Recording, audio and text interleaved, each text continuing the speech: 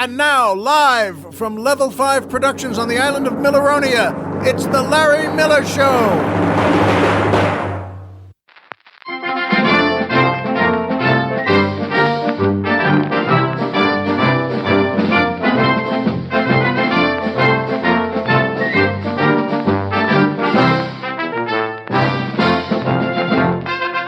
Good evening, Mr. and Mrs. America, and everyone who loves podcasts as much as we do.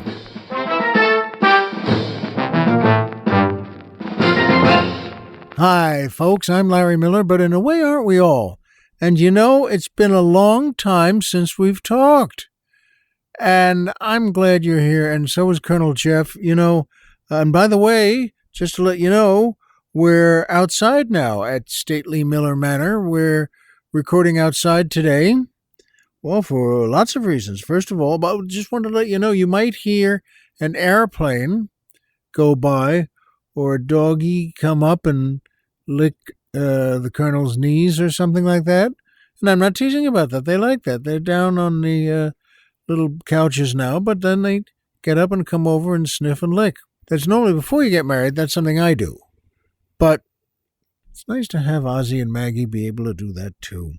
And I want to let you know that this is our grand finale. We haven't spoken. Good Lord, we haven't done a show in, 6 months? Something like that? And you know, folks, there's a reason for that, but we've missed it so much. And Colonel Jeff and I were talking the other day, just a couple of days ago, and said, hey, how about it's, still a month or two before Christmas and Hanukkah and all that. You know what? Why don't we do a grand finale show? And, well, as we always do, tell the truth. Say how much we miss you. So that's what we're doing now. I'm going to miss podcasting so much. And the music. I love it. Colonel Jeff loves it. They've been not just a background. They've been a huge part of our show for 11 years. And with that in mind, let's give full credit. That's, of course, the Sean Connery Orchestra and the Viola Smith Dancers featuring boy tenor Brad Simpson asking the musical question, in NYPD, if it takes two officers to arrest a guy for impersonating a priest, who gets the collar? Well, you know what? That's a pretty good question. And I think... Well, number one, I think it should be the officer who doesn't put the cuffs on him, the other guy who's standing there and just says to him, okay, here's something you want to know. I think he should get the collar. Put it on himself, maybe. Wear it to a bar. These aren't things I'd do, obviously. Good question, though, Brad Simpson, boy. You know something I want to thank also on the musical question part of the show. We've had folks like also Mike Lucking and Edward Starkman just sending terrific questions. So thank you, Brad. Thank you, Mike. Thank you, Edward. Boy, oh boy, you guys were great. And you're a part of the show, too. And I also want to send in a big thank you and tip of the hat once again to Michelle Condrat. She painted a fabulous portrait of me, and it's part of my life, part of our house now. And you know something? It's great. Thank you, Michelle. So this is also a tip of the hat. I mentioned Viola Smith and the Viola Smith Dancers. A great lady. She was almost 100 or a little over 100 and just passed away. In the 1930s, she was officially the fastest female drummer in the world. Now, that's pretty great, isn't it? And she did so much else in show business, and then started and had her own band, her own big band. Downbeat magazine, which is a great magazine, by the way. But they once, teased her about this or that, or said, well, we're not crazy about this or that. And she wrote back, finally in a column, she wrote back saying, okay, first of all, could you all just stop dumping on women? Just because what? You don't like an earring I wore? But that was good she said that. Well, God bless you, Viola. You just take care of yourself. And by Cameo. That's right. I and a lot of fine folks are on Cameo now. Look me up there. It's wonderful. You can pick anything out. and we record things people want us to and say, hey, do this. It's my birthday, my wedding anniversary, or I just retired from this or that. And you send them something personal. Look that up. It's Cameo. And that brings me to my favorite part of the show, the joke of the week. This is one of my favorite jokes, always has been. It's a good one. See if you like it. In the Soviet Union, the old Soviet Union, before they all just freed everything up. And in the Soviet Union, they used to do a thing. And one day it happened. It was a huge truck just pulls up on a street, in a business street in Moscow. And on this day, it was a blizzard. And the wind was whipping around, and it was a huge amount of snow coming down. But that's when they pulled this truck up. Whatever it had, you needed. Suddenly, people saw this truck pull up. It's two giant trailers, and they just pull up. They don't say anything. They don't do anything. And, like a snap of the fingers, a line forms 10 blocks long. That's the way they did it, and that's the way the people there did it. Didn't matter what they were giving away. You needed it. If you didn't, someone you knew and loved needed it. And nothing happens. No one comes out. In an hour, someone comes out that lifts the lid of the truck there in the back and just says to everyone, okay, folks, listen, we recounted what we have, and there's not enough. All the Jews leave the line. And that was the Soviet Union. So he just closes the back, and the Jews shrug and leave the line. 2 hours later, same thing happens. The back opens up, and the guy comes out again. Folks, I'm so sorry. We don't have even as much as we thought we had, but non-party members have to leave the line. If you're not a communist, you have to leave the line. Now, the same thing, the people leave the line. 2 hours later, he comes out again. Just says, you know what? Anyone who hasn't served in a war has to leave the line. And he keeps doing this every 2 hours, and then it winds up two old men standing there in their winter coats, and the truck opens once again, and the fella comes out once again and says, look, guys, I'm sorry, my tovarish, I'm sorry, fellas, but, this was just a publicity stunt. Turns out we don't have anything, and that's the way it goes. He closes it. The two old fellas, turn around and walk away themselves, and one says to the other, what really burns my butt is that the Jews only had to wait online for an hour. I love that joke, and it's one of those that's not only funny, but it has a truth in it. They're not even standing there. All these folks, 12 hours, 14 hours? Did they get cranky about that? No. They don't have these basic supplies, things to live with. Did they get mad about that? No. They have to wait in the snow. They're mad about that? No. Not mad about nothing. But the Jews, that's what they remember and get mad about. Anyway, I like that joke very much. And that brings me to my second favorite part of the show, the Poetry Corner.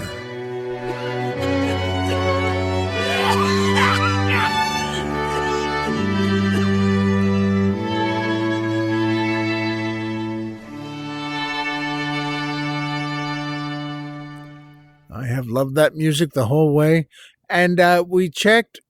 I think that guy still has that cough. And that's a heck of a thing. 11 years. But you know what? This is a great poem. I don't think I've ever read this one on the air, or in this case, recited it. Remember, we're out back and I couldn't find my Robert Frost book, but that's what it is, a Robert Frost poem. A great poet, a great fella. And I know this one by heart. It's called O Star. O star, the fairest one in sight, we grant your loftiness the right to some obscurity of cloud. It will not do to say of night, since dark is what brings out your light. Some mystery becomes the proud, but to be wholly taciturn in your reserve is not allowed. Say something to us we can learn by heart, and when alone, Repeat. Say something. And he says, I burn. But say with what degree of heat? Talk Fahrenheit. Talk centigrade. Use language we can comprehend. Tell us what elements you blend. It gives us strangely little aid, but does tell something in the end. As steadfast as Keats' eremite, not even stooping from its sphere. It asks a little of us here. It asks of us a certain height. So when at times the mob is swayed to carry praise or blame too far, we may choose something like a star to stay our minds on and be stayed. Isn't that beautiful? It always moved me. And, by the way, I sang that in district chorus. There were 3 high schools in our school district on Long Island, and I was in, well, they had the orchestra and the band and the chorus, the choir, and I was in all 3 and got to sing that, then got to tell you. And that brings me to my third favorite part of the show, Magic Movie Moment.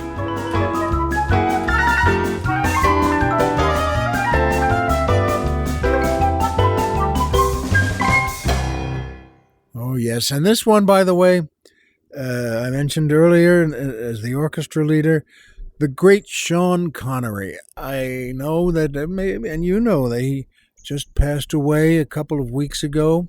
Boy, that fella. I was shopping the other day and I saw a Life magazine book, one of those paperback books that shiny covers, and they're right on the front. There's Sean Connery, and it's one of those great photos. He's just looking at the camera in the tuxedo and the bow tie with the gun in his right hand sort of held lightly leaning on his face, and he's looking right in the camera. And you want to say again, why the heck not? Come on. Look at that guy. What movie people ever said, well, we're looking for someone who's tough and very affectionate and really charming and just could lead the world. You hold up that photo. There's your guy. Let's go home. Let's go to lunch. We're done with that. Yeah, sure. You know what? Forget the others. Put a sock in it, shut your mouth, and let's go to grab lunch. The guy we're choosing is Sean Connery. Well, it's the guy I choose too. I do love those movies, and him as Bond. He is James Bond. I always had, a great affection for, I always loved Roger Moore, Timothy Dalton, George Lazenby. So many great actors. Pierce Brosnan, who played great characters and great James Bond characters. But you want to say, so who's James Bond? Come on, it's Sean Connery. With affection, I want to say, stop it. Just stop it. Again, you look at one of these pictures. Come on, it's Sean Connery.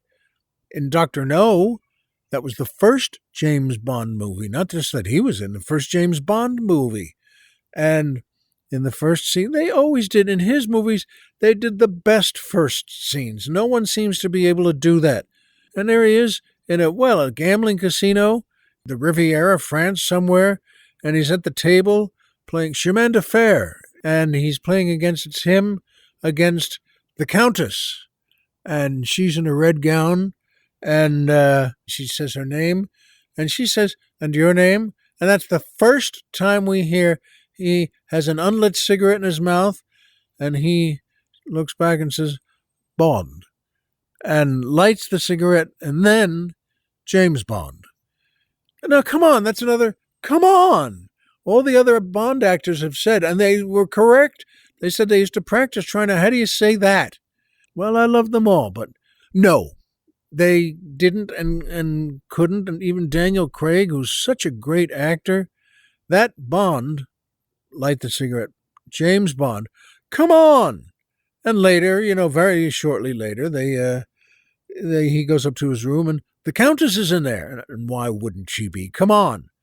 Heck, I'd be in there just to put a chocolate on the pillow, but still, he's there with the Countess. And then he gets the message, of course, from M at headquarters, and he's got a mission, and it's to catch Dr. No. Great actor there. Oh, Joseph Wiseman. Oh, God bless James Bond. And Dr. No is wonderful. Come on. And that's when we first meet Miss Moneypenny, and they have that teasing they do together. And she was always so elegant and aristocratic.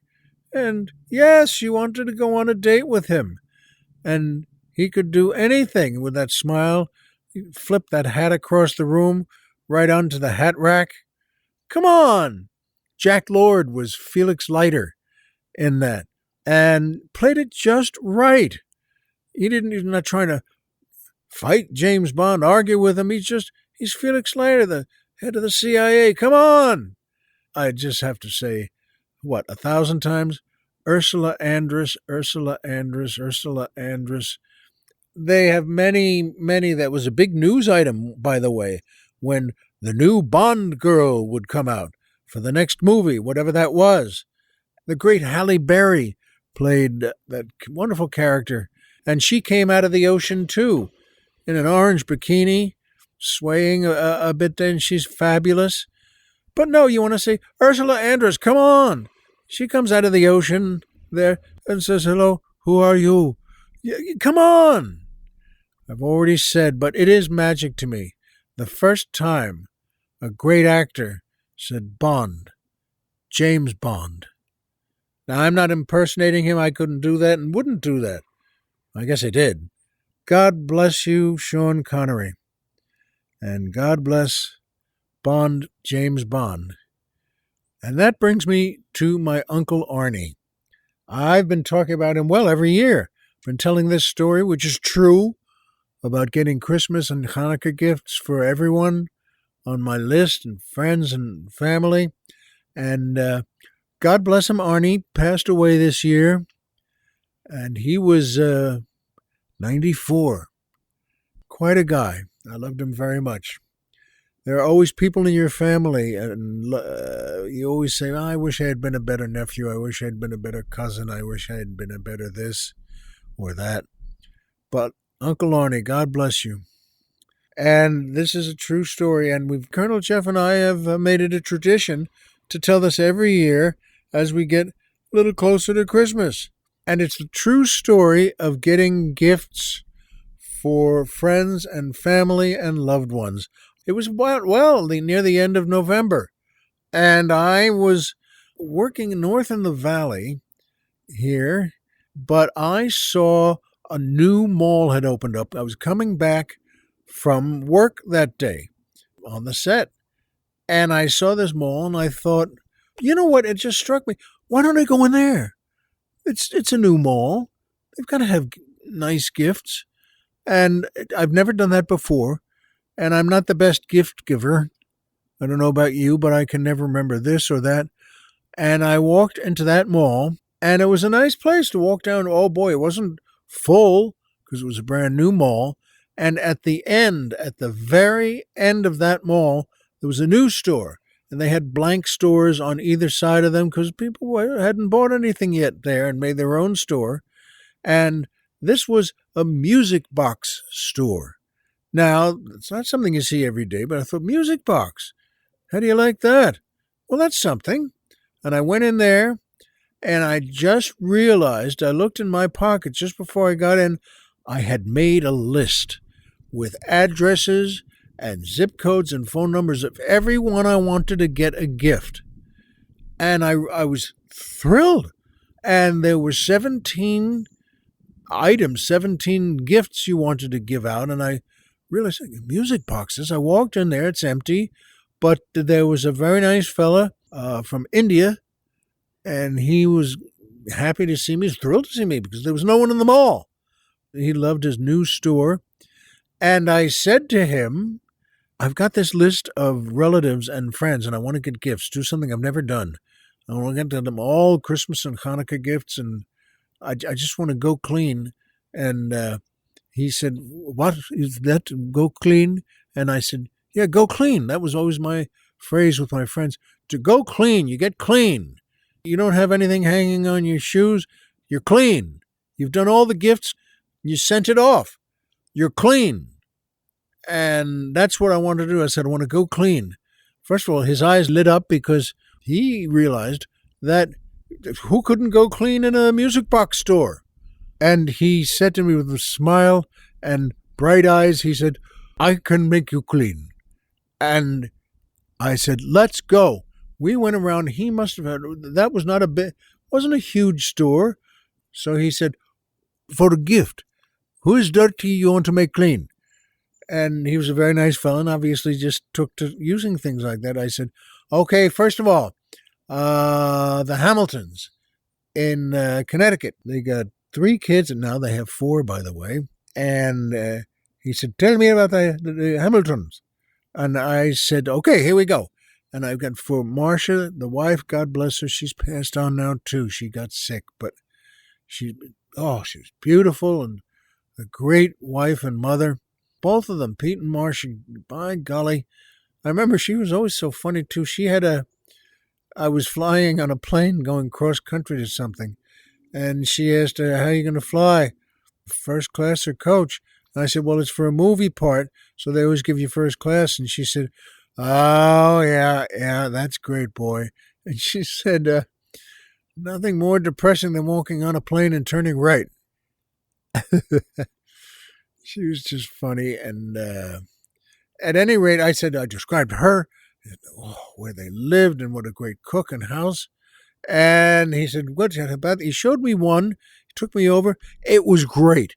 It was perfect. It was elegant. It was great.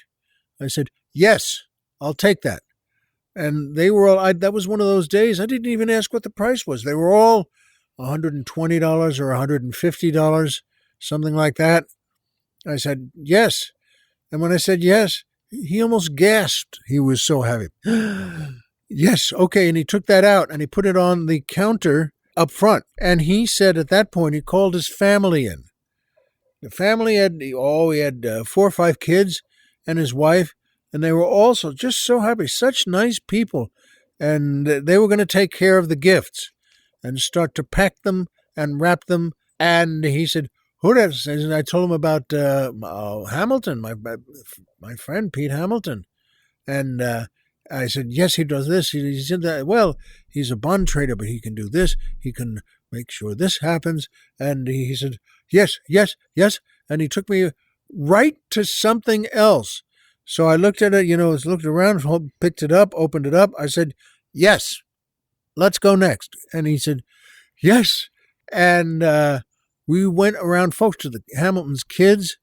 We went around to all my relatives. Oh, everybody, friends from school, all 17. And it didn't take that long. It was about 45 minutes. I mean, you'd think it would take far longer than that, but his stuff was great. These were things that he made.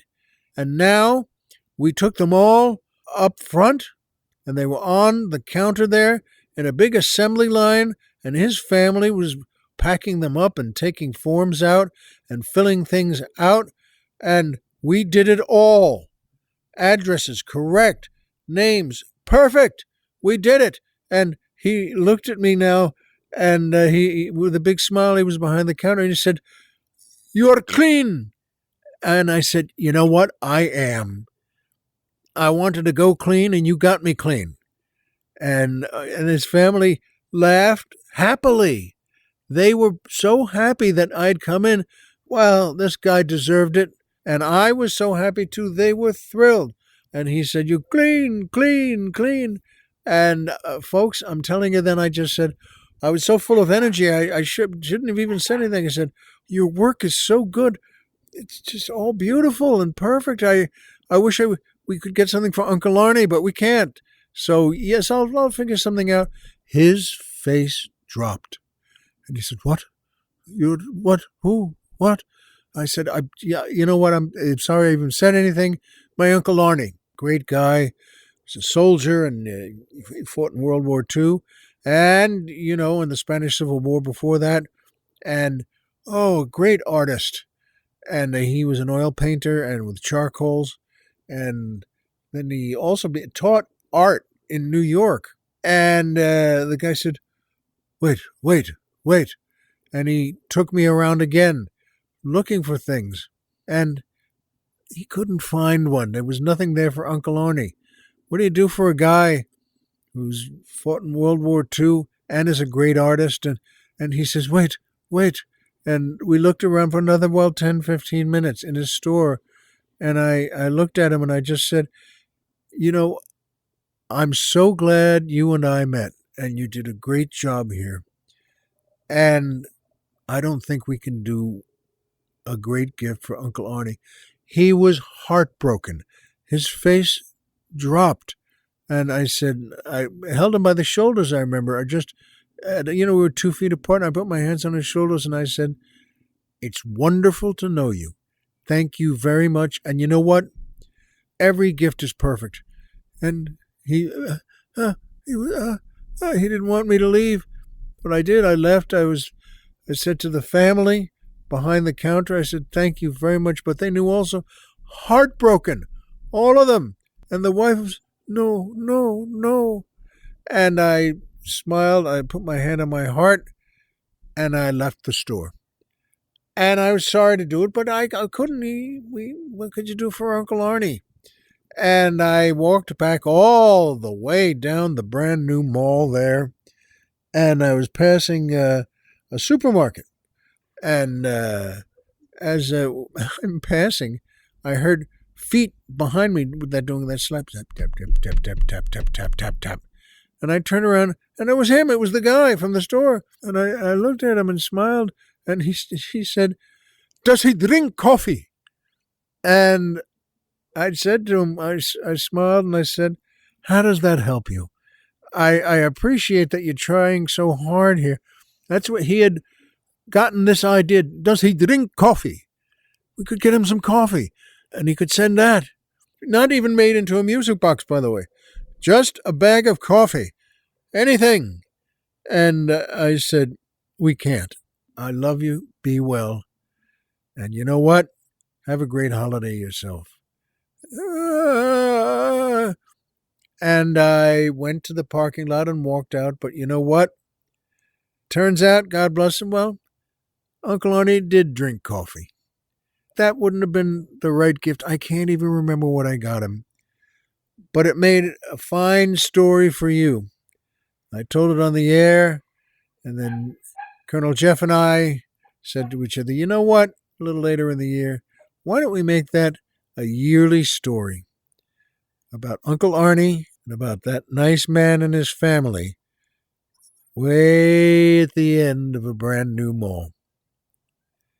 Folks, this has been a magical moment. 11 years, and I have also something of a surprise. Just before we leave, Colonel Jeff is here, of course, and he's been great. We've become friends. We are good friends. Not just the way people use the word friends we're friends. Colonel Jeff and I are friends. And he deserves everything he's gotten from the show. Who knows? Well, we'll work together on a bunch of things.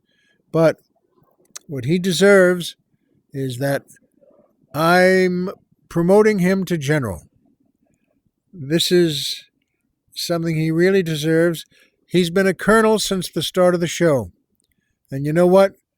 He deserves this very much. He is now General Jeff, and always will be. I'm awfully glad we had a show to give you, and I'm awfully glad you liked it. All of you who participated, all of you just who enjoyed it and loved it, just like the guy in the music box store, it's wonderful to know you. And guess what? Thanks to you, I went clean on podcasting. So thanks to the General. And there are just a couple of things I know for sure. Homer is Homer. Pluto is a planet. So remember, as always, if you walked out of bed today and had a job to go to and a home to come back to and someone there who loves you, folks, the game's over and you've won. And you went clean. Be well, everyone in your family and everyone in your world.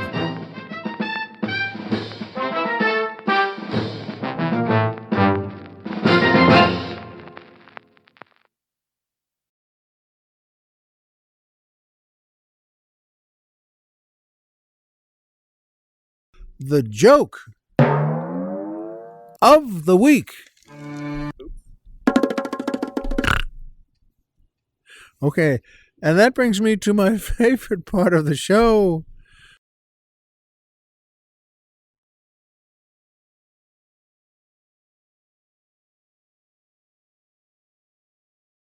A sea beneath the cloudless sun, a mighty, glorious, dazzling sea, stretching into Wait, hang on.